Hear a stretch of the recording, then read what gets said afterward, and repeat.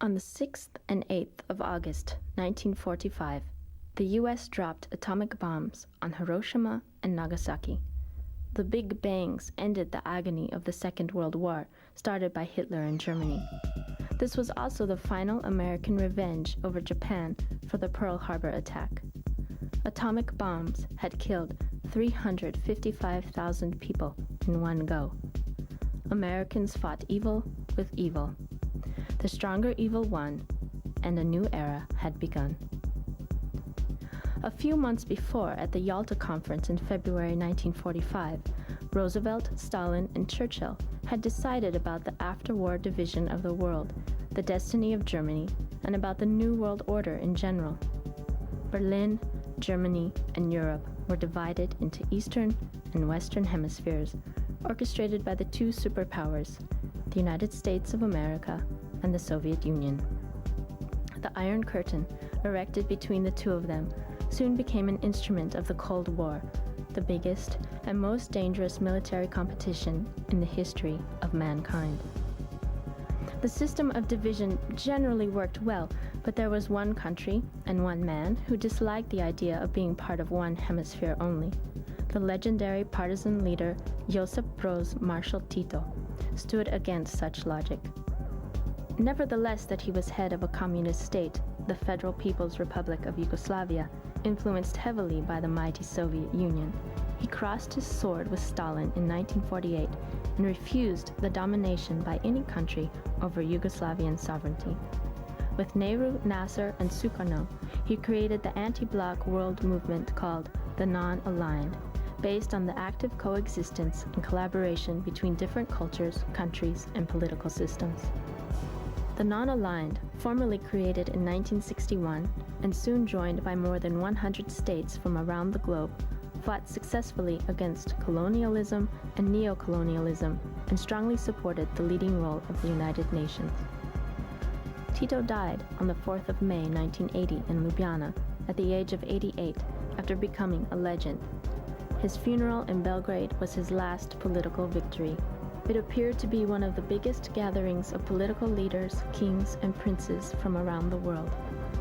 At his funeral, they all had to stand up next to each other on a small platform, paying their tribute to the dead giant. Yugoslavia was paralyzed in deep mourning.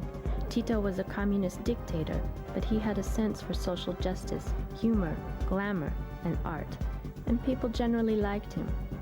After his death, the multi-ethnic and multicultural state wasn't able to find a real substitute for him. In the preceding decade, the internal fights for political power disintegrated the federation. Heavy clouds slowly started to gather around the country, and the smell of gunpowder was in the air.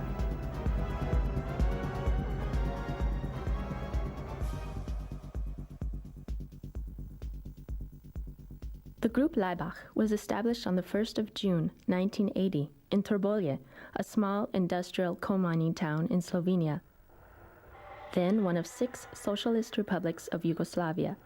The town was known for its history of political radicalism and revolutionary tradition. In September 1980, Laibach prepared its first public project in Trbovlje called the Red District. This provocative project, a concert and an exhibition, was banned before it opened, preventing the first public appearance of the group, though not the angry media response that followed. Soon the group reappeared in the Slovenian capital of Ljubljana, where they finally succeeded to play in front of an audience in January 1982 with a controversial concert in the historic underground club Fave. This was followed by their first concerts in Zagreb and Belgrade. Later that year, Laibach showed up at the Novi Rock Festival in the center of Ljubljana, organized by notorious promoter Igor Vidmar. The entire show was transmitted on the radio and provoked an emotional response all over Slovenia. Tomaž Hosnik, the then vocalist of the group, gave his most memorable public appearance in this show. His next concert, in December 1982 in Zagreb, entitled Touch of Evil, was also his last public act. Soon after, he left the group forever.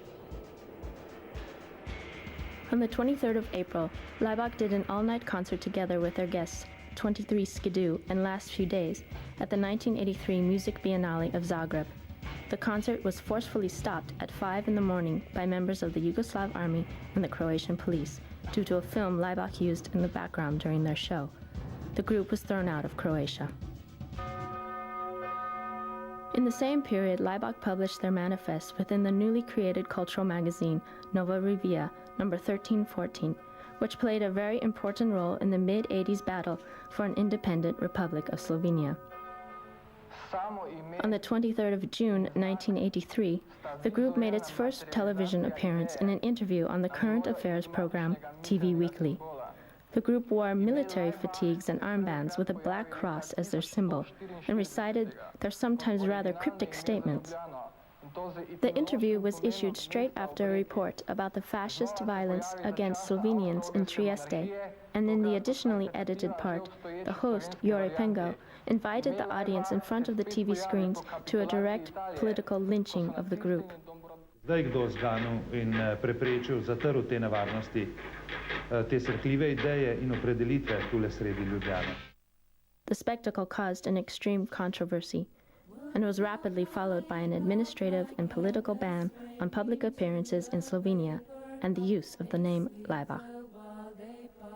Forbidden and hunted at home, Laibach hit the road to Europe, which they proclaimed occupied.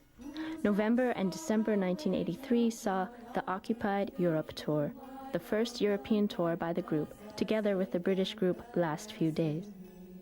The 17-date tour covered 16 cities in 8 countries in the eastern and western parts of the Curtain. The daring tour wasn't without problems. First, the convoy was stopped from entering Czechoslovakia. Later, in Warsaw, Laibach members were proclaimed communists for doing a song about General Jaruzelski. In West Berlin, their Occupied Europe posters were forbidden. The tour ended up with an intense show in London's Diorama venue on the 23rd of December. Back in Ljubljana, ignoring the ban, the group made a successful anonymous concert appearance at the Malci Belic Hall in December '84. The same year, Laibach co-founded the art and social guerrilla collective NSK, Neue Slowenische Kunst, a union of 3 groups, Laibach, Erwin, and Scipion Naske Sisters Theater, as well as a number of subgroups working in various media, thus multiplying Laibach's work and aesthetics. Later, in 1992, NSK declared itself a virtual state in time, with no physical territory, and began to issue passports, staging embassy and consulate events in several countries. April 1985 saw the release of the first album on the Slovenian Ropot Noise label. Due to the ban on the use of the name Laibach, the record appeared without the group's name, and instead the cover featured its distinctive black cross symbol. The 1985 album Rekapitulacja 1980-1984 on the Hamburg independent label Walter Ubrecht Schaufollen was the first Laibach record to gain an international release. Following Nova Akropola, Laibach's 1986 album for British independent Cherry Red Records, the group was signed by Mute Records of London.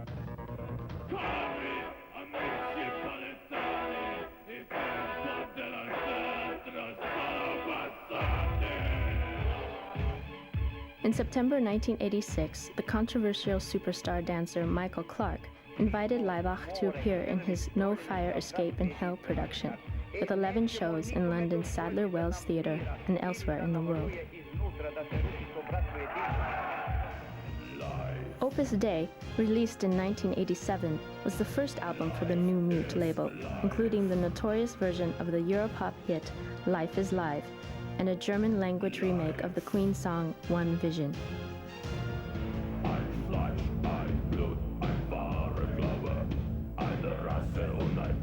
At the same time, Laibach spoke a lot about the idea of one Germany and one Europe, the United States of Europe.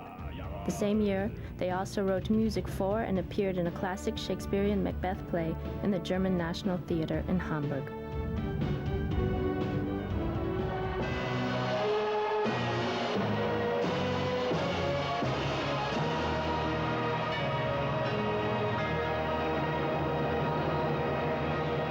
February 1987 saw Laibach's victorious first performance in Slovenia since 1984, and its first official concert since the 1983 ban.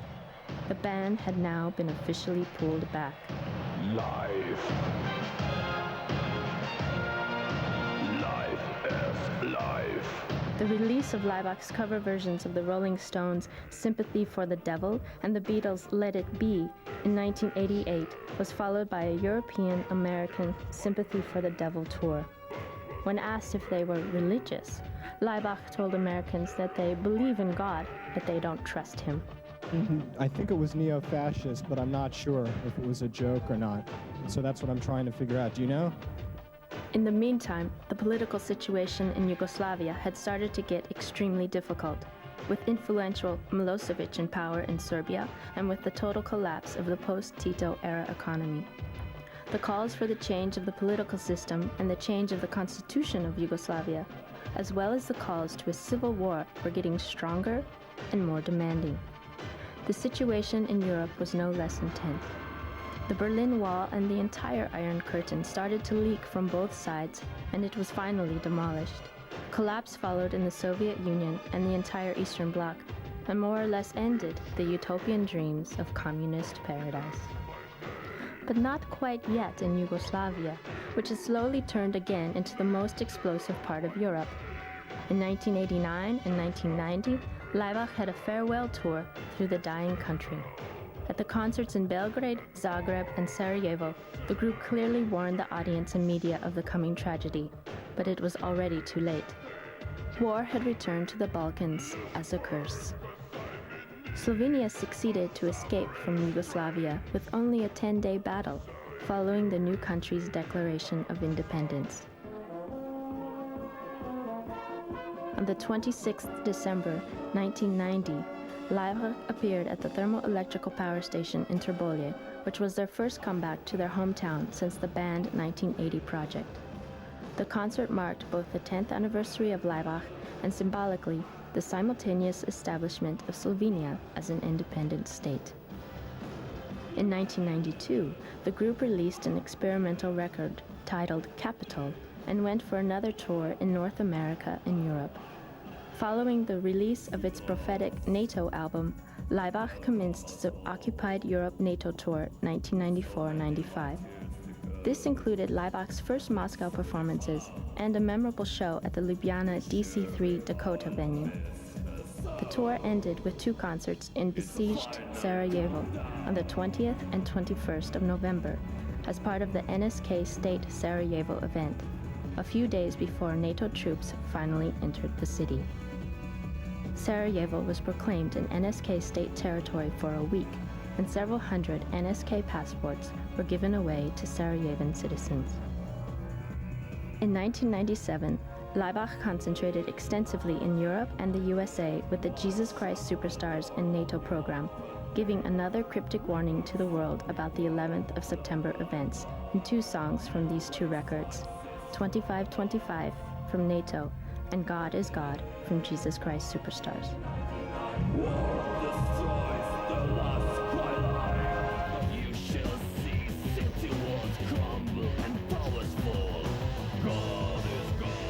In 1997, they returned again to Ljubljana with a concert in Križanke, but concluded the year with a significant tour of 9 concerts through Ukraine, Russia, and Siberia, all the way to Novosibirsk and Varnal.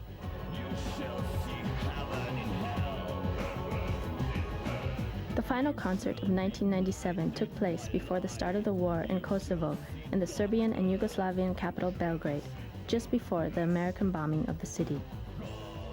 This emotional concert for an audience of 3,500 was Laibach's first in Belgrade since the outbreak of war in ex-Yugoslavia. More than 100 soldiers protected Laibach during the show because of the numerous public threats against the group. Nevertheless, a heavy car bomb exploded during the night in front of their hotel. Luckily, no one was hurt.